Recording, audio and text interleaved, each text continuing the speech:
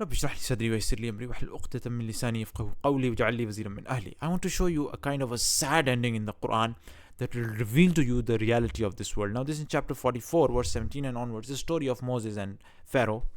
Moses, peace be upon him, and Pharaoh. And what it says is that, and we had already tried before them the people of Pharaoh, and there came to them a noble messenger, that is Moses, saying, render to me the servants of Allah, indeed I am to you a trustworthy messenger. And in saying, be not haughty with Allah, indeed I have come to you with clear evidence. So look what happens.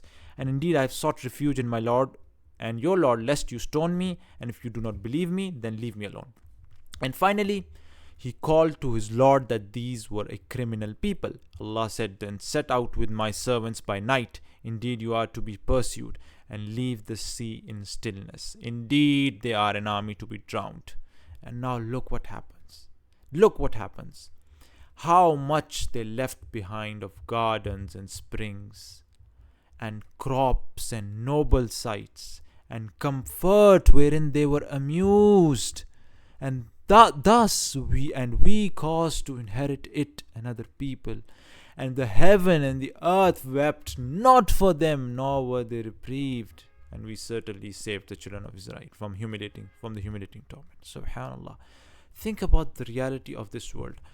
I'm not saying don't create wealth and luxury. No, we must come into power. Muslims must come into power, whether it be economical or political, any kind of power. We must be the power in this world. However, what is the purpose of this power?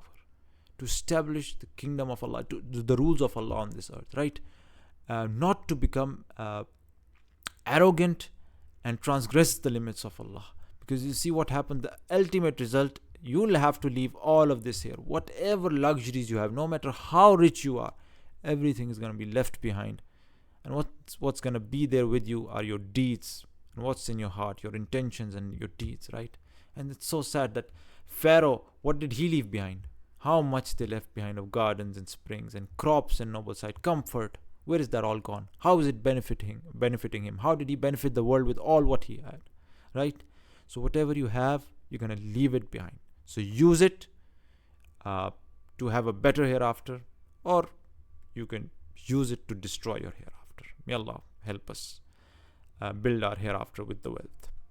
Subhanakallahumma bihamdika ashhadu an la ilaha illa anta astaghfiruka wa atubu ilayk.